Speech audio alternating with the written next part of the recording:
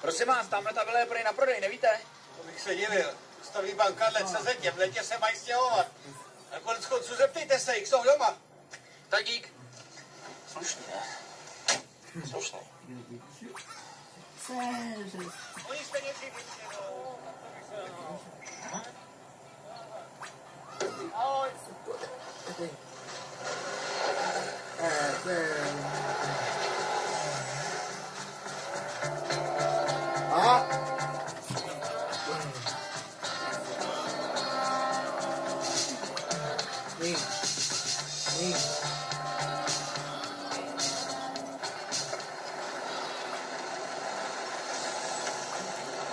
Pust mě k tomu.